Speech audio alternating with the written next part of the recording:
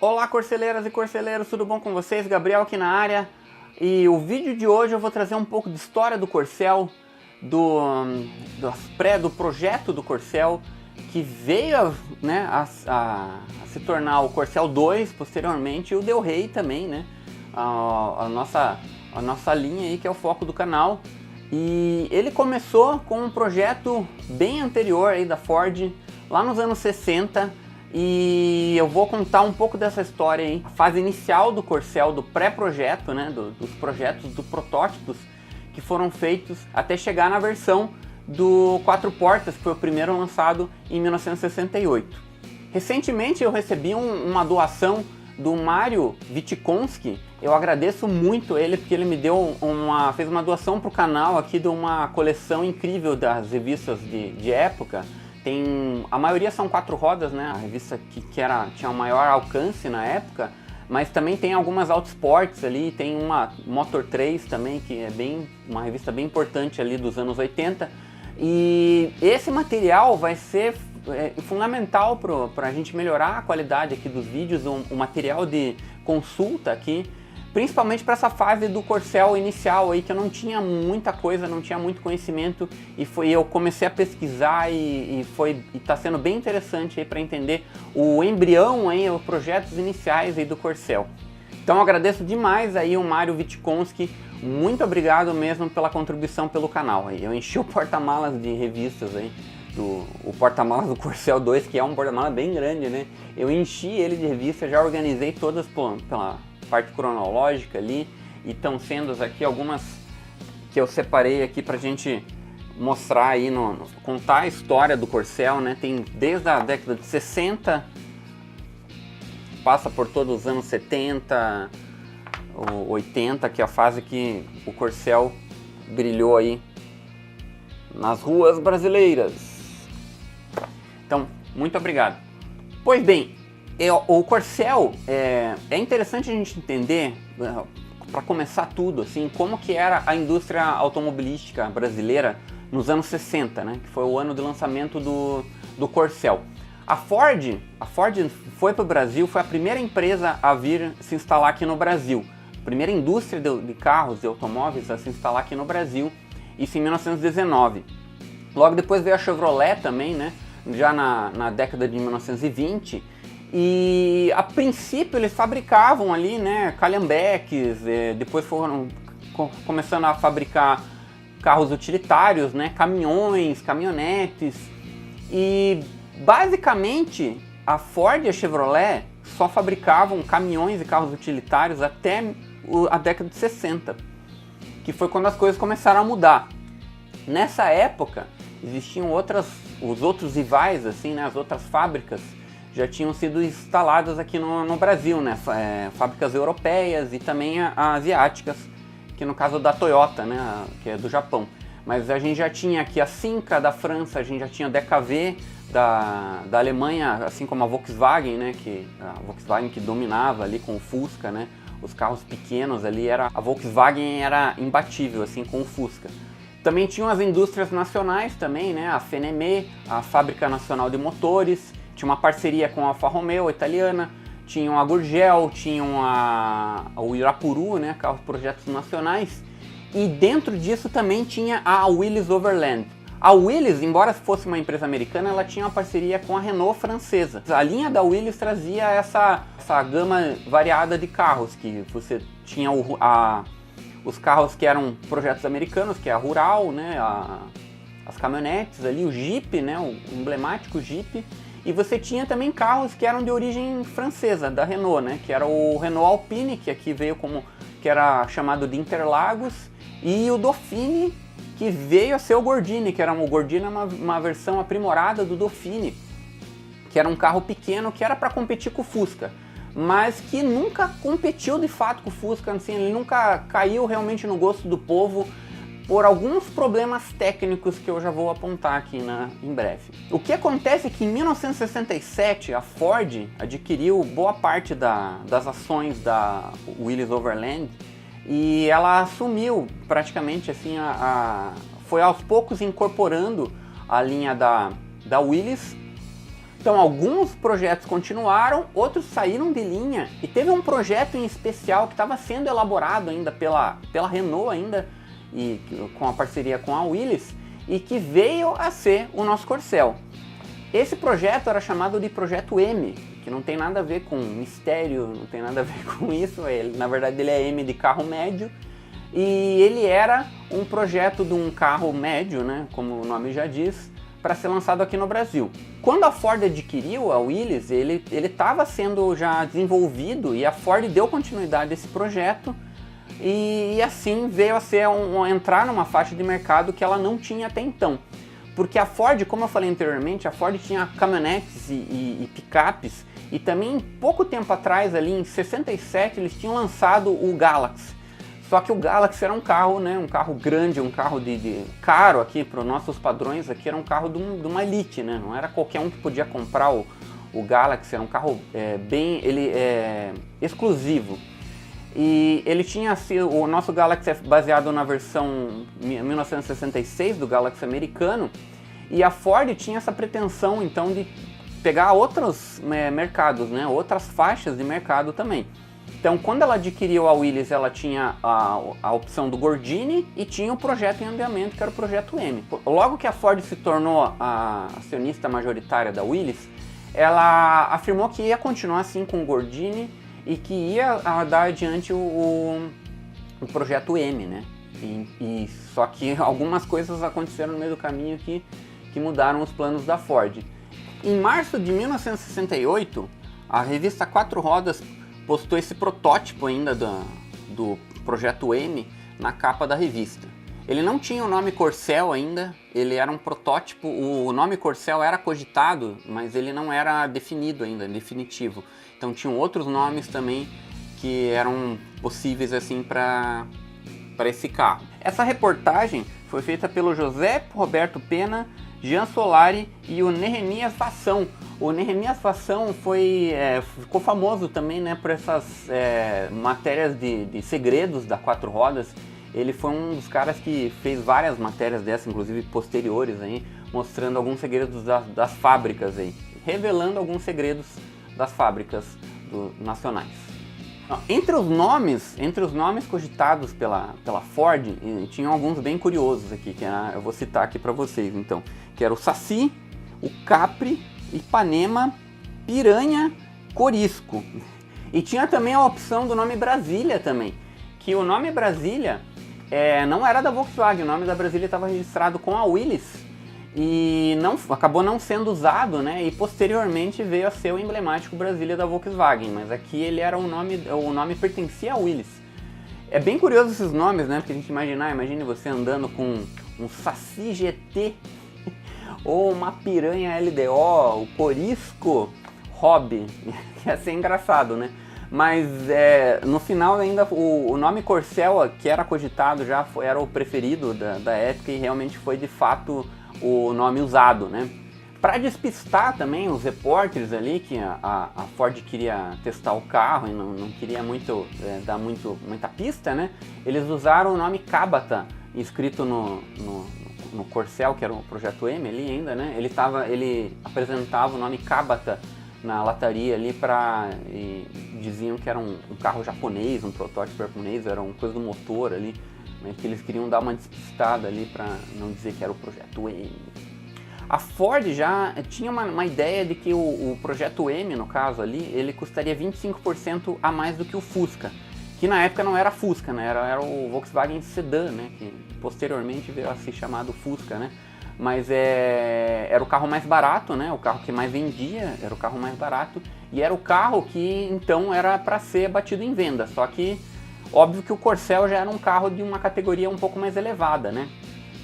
Outras coisas interessantes que aconteciam na época também, que assim como eu falei que a Chevrolet só produzia caminhonetes e a Volkswagen tinha o Fusca, que era de uma categoria mais simples assim, né? Mas ambas as empresas estavam desenvolvendo projetos para nessa época também. Então foi uma época bem movimentada da nossa indústria. A Volkswagen estava para lançar o Volkswagen 1600, né? Que viria a ser apelidado do Zé do Caixão, né? Que trouxe as variações, né?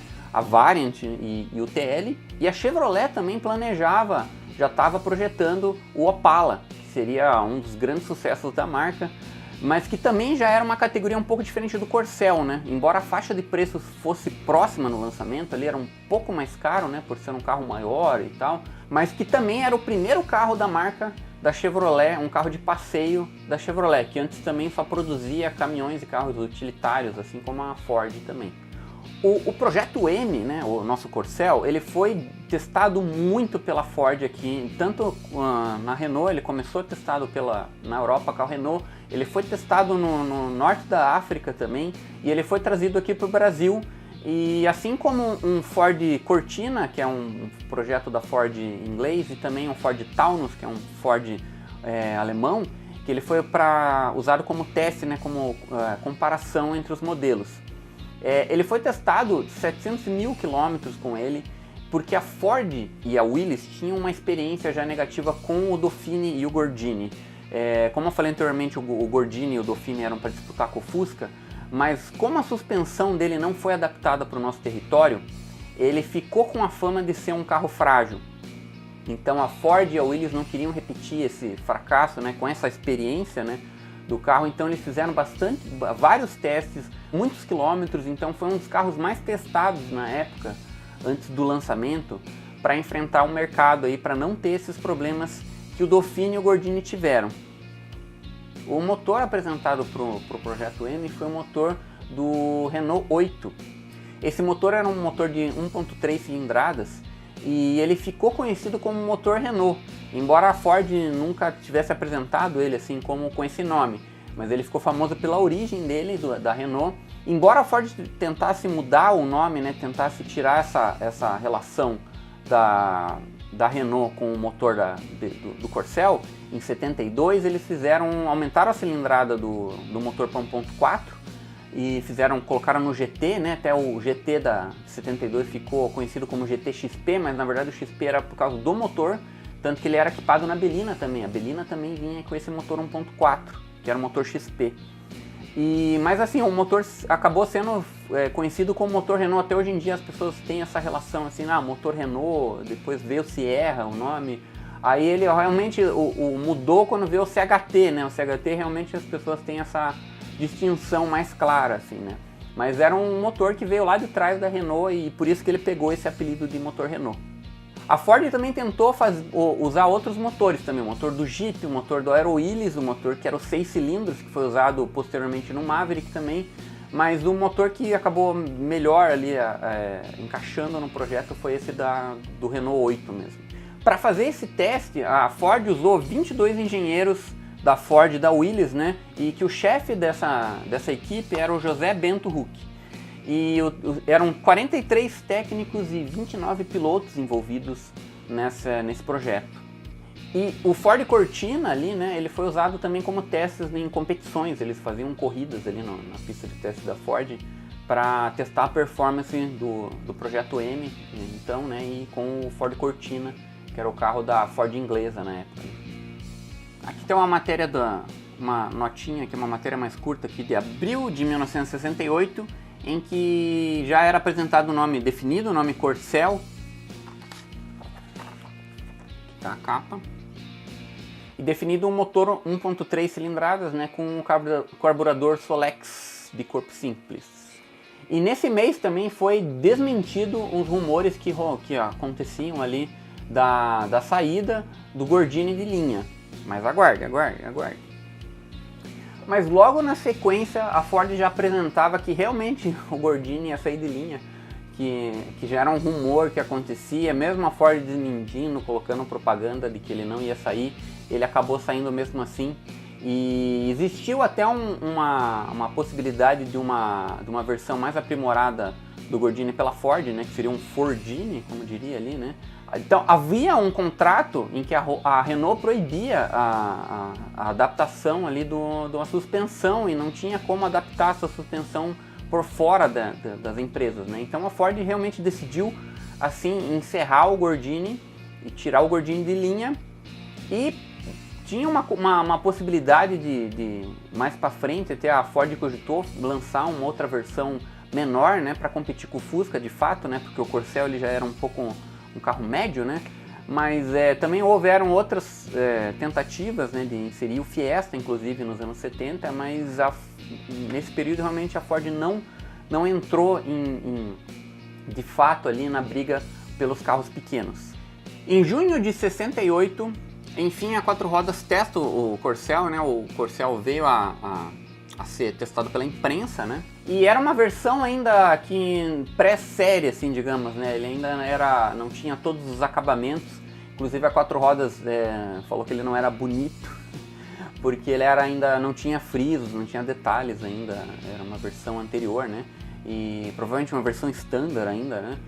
Mas a Quatro Rodas elogiou bastante assim, a performance do carro, a estabilidade, o torque do carro, acho que pelo tamanho e pelo peso do carro ali, para os padrões da época, era um carro muito bom. Ele traria freios a discos nas rodas dianteiras e como opcional ali também na versão standard, ele teria como opcional. A Quatro Rodas elogiaria também a relação de marchas, também diria que ele era bom de curvas e chegou a uma velocidade máxima de 135 km por hora nesses testes. Em agosto de 1968 são apresentadas as versões, né? A princípio o Corcel foi lançado na versão 4 portas apenas, né? E seria lançado na versão Coupé posteriormente, depois foi lançada a versão GT e a Belina seria o último lançamento, né? Diferente da versão do Corcel 2, que foi lançada já logo de cara, assim, todas essas versões, né? Tirando a 4 portas, que nunca teve, né? Mas assim, o Corcel 2 já foi lançado já de cara, já, né? A versão, a L, a Standard, o GT, a Perua também, a Belina. E o Corcel foi sendo lançado aos poucos, assim, né? Então, primeiro lançamento, a primeira versão do Corcel, lançada ali em 68, foi a versão 4 portas. Revista de setembro de 68, GT40 na capa. Lembrando que a Ford tinha uma tradição nas pistas enorme nessa época, né? Então o Ford GT40 aqui ganhou as 24 horas de Le Mans, né? E nessa revista, nessa edição, foi apresentada as cores do Corcel, né? Então aqui você tem as cores que eram apresentadas na época, eram o vermelho, amarelo, azul, pérola, bege, verde claro e verde escuro. E outras cores iam vir, né, no futuro, né? Mas essas eram as primeiras cores que eram apresentadas de início, na primeira versão, né? Dezembro de 1968. Aqui você tem na capa já o emblemático Opala que iria ser apresentado nesse salão, né? Os protótipos já estavam rolando já, né? E como eu falei, tinham a Ford tinha como rivais aí o lançamento do Opala e a Volkswagen ia trazer o Volkswagen 1600, famoso Zé do Caixão. E nessa edição do salão foi apresentada a versão Coupé e o GT. Então logo na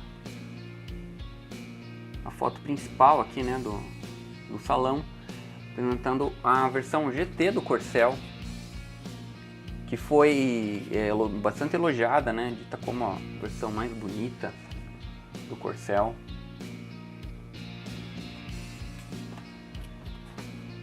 Tinha várias fotos ali, né? Uma edição bem especial, essa edição aqui que a Quatro Rodas fazia, né, no final do ano, incluindo a versão toda a cobertura do salão e também apresentando essas novidades aqui, que eram ali você via lá o Volkswagen 1600, o Zé do Caixão, o Opala na capa e o Corcel GT, né? Que era uma grande novidade.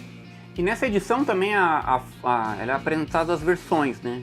Que eram até então, né? A versão Coupé, a versão GT e a versão 4 portas do Corcel, né? E mostravam a diferença do Standard pro L, né? Que o Standard era a versão mais simples, não tinha tantos frisos, não tinha os freios a discos na roda da frente, os 4 eram a tambor, tinha opcional ali, né? Você tinha que pagar um extra, né? E a Belina ainda não estava nos planos, mas ainda não ia ser lançada até 1970, né? Eu vou finalizar esse vídeo, essa primeira parte aqui da origem do Corcel, com o protótipo da Belina, que não era Belina, não tinha o nome de Belina ainda, que foi apresentado na edição de fevereiro de 1969, numa versão 4 portas. Então tinha esse protótipo, foram 2 protótipos que a Quatro Rodas registrou aqui. a Quatro Rodas havia registrado duas versões da Bellina, que iria ser chamada de Bellina, né? Essa vinha 4 portas e tinha uma bege também que não aparece, não tem fotos registradas. Também é um texto, né? O texto do Nehemias Fação, que era o jornalista responsável pelos segredos aqui, né? Da revista Quatro Rodas. E as fotos do Carlos Mota aqui, esse flagra do protótipo da Bellina 4 portas, que nunca houve, infelizmente. A Bellina nunca teve uma versão 4 portas de fato, né? Tanto na versão do Corcel do Corcel 1, tanto na versão do Corcel 2, quanto na versão do Del Rey. Ela só iria ter, né, algo assim, que já era outro carro, né? Já no Royale, já, né, que era a perua do Versalhes, mas que já era um projeto já muito mais a ver com Santana já do que a ver com o Corcel, né? Eu vou terminando aqui essa primeira parte do início aqui, né? Eu vou continuar contando essa história a partir da Bellina e assim por diante, do Corcel GT também, tem muita coisa para falar. Mas esse vídeo eu vou terminar por aqui para não ficar muito longo. E é curioso a gente lembrar também que essa questão do nome, o Corcel foi apresentado como Corcel. E a partir do momento que houve o Corcel 2, a gente começou a chamar o Corcel, a primeira geração, de Corcel 1. Mas ele realmente, de fato, nunca foi um Corcel 1, porque não existiu 2. Então é aquela coisa se você é o irmão mais velho, você só é irmão mais velho quando o teu irmão mais novo nasce, né? Então aqui é a mesma coisa, o Corcel 1 só foi virar Corcel 1 a partir do momento que o Corcel 2 foi apresentado, né? Então, de fato, realmente ele nunca foi Corcel 1, né? Ele se tornou Corcel 1 popularmente, né? Assim como vários outros nomes também, às vezes é igual o Zé do Caixão, que era um apelido, o Fusca mesmo, que não era Fusca, né? Era o Volkswagen Sedan. E assim vai, né? Alguns nomes não são oficiais, mas eles colam e acaba sendo o jeito das coisas, né? A relação das coisas. Mas oficialmente ele nunca foi realmente Corcel 1. Beleza, pessoal? Agradeço a todos vocês.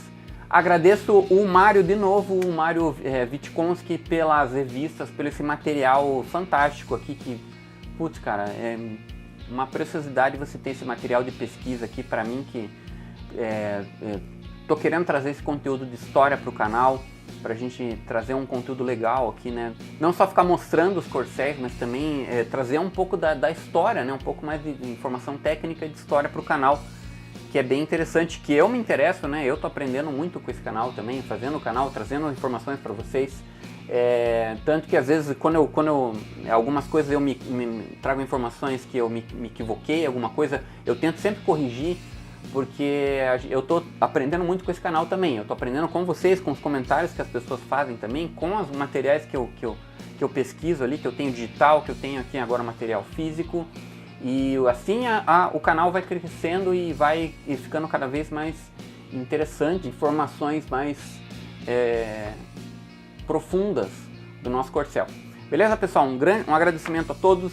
Agradeço os comentários, agradeço que vocês curtem, comentem, façam comentários, escrevam o que vocês acharam e assim vai. E eu prometo trazer uma continuação dessa história aqui num futuro breve. Beleza, pessoal? Um grande abraço, fiquem bem, até a próxima.